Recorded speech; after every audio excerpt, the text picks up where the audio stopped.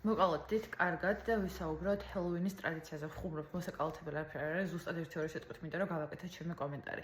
გვიახლოვდება ხო ეს დღე და 31 ოქტომბერს, 1 ნოემბერს აღინიშნება და ჩემი აზრით მინდა რომ ამასთან დაკავშირებით დავაფიქსირავთ, რომ ძალიან დიდი ყურადღებით ელოდებით ხოლმე ჩემ აზრს ყველა საკითხთან დაკავშირებით, ამიტომ ვისაუბროთ ამასთან დაკავშირებით.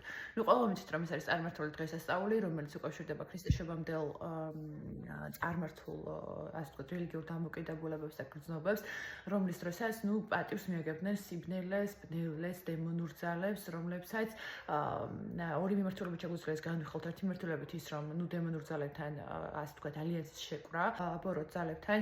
ახლა შესაძლოა ვიღაცას ჯადოს გაკეთებისაც არ ჯეროდეს, ხო, მაგრამ რეალურად ჯადო არსებობს და ამის განმეთავისუფლებელი ლოცვებიც არსებობს, რომელსაც ჩვენი მართლმადიდებლური ეკლესია კითხულობს. მაგალითად, მეტეხის ტაძარში მამა აკაკი კითხულობს თუ არ მიშლება, ოღონდ დღეები ზუსტად არ მახსოვს. ფაქტია ხომ რომ არსებობს, ახლა ნებისმიერ ადამიანს მიუმართავ ჩემი ამ სიტყვებით. მაგრამ კიდევ ერთი საკითხი რა და მეორე მიმართულება ის არის, რომ თითქოს მაგალითად წარმართულ ადამიანებში ხო იყო ეს, რომ მაგალითად ზოგადად ცდილობდნენ მსხვერპლ შეწირვას იმისთვის, რომ დაემსახურებინათ მათი წარმოდგენით ზეციური ძალების კეთილგანწყობა მოიპოვებინათ, ხო? ამ ორი მიმართულებით შეგვიძლია განვიხილოთ ჰელოვინი. კაი, გავიგეთ.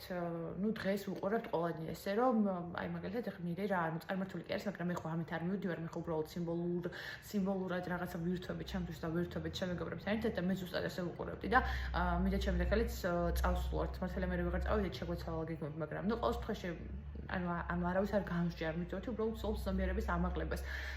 ხო და რეალურად ეგრე არ არის რა. მე რასაც მინდა გავაკეთებ და ახლა რასაც მინდა შინაარს ჩავდებ და ყველაფერს აქვს ამ სამყაროში მნიშვნელობა.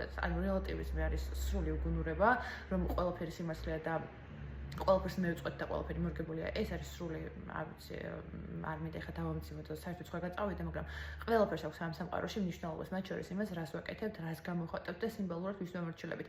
მაგალითად იგივე იყო ლაბუბუ რაღაც ჯღანი, ეშმაკის სათამაშოები რა პატარა უძვირესი თან.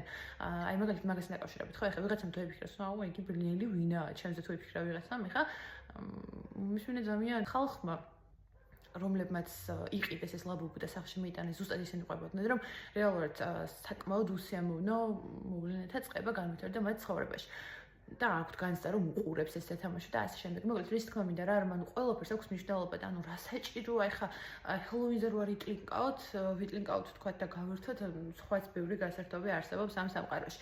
და ეს რაც შეეხება რეალურად არ ამ ქვეყნიურ ძალებთან დაკავშირებულ საფრთხეს.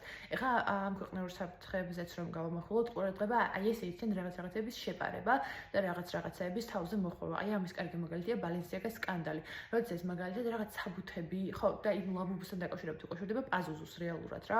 ერთ-ერთ წარმართულ მესოპოტამიურ რელიგიას უკავშირდება ეს, სადაც პაზუზუ იყო ჩვეულებრივად დემონია, ხო, იგივე სატანა და ბოროტი ძალა, რომელსაც შეიძლებოდა ვიღაცებისთვის კეთილგანწყობილის გამხდარიყო, მოლაპარაკებები და ალიანსები და მე სულის გაყიდვა და ასე შემდეგ. ხო და მოკლედ რის თქმა მინდოდა ახლა ბალენსიაგას სკანდალთან დაკავშირებით, ეს იციან შეცურება რა. მაგალითად ბავშვებთან დაკავშირებული სკანდალები რო იყო, იქეთ ეს შეაცურეს რა. ეს დემონური რაღაცაები, დემონური ბავშვთა შეწირვის რაღაცეები ხალხო, ცოტა აზრზე მოდით მართლა ბაალი რას ნიშნავს? ბაალი არის წარმართული რელიგიის დემონი, რომელსაც წირავდნენ ბავშვებს.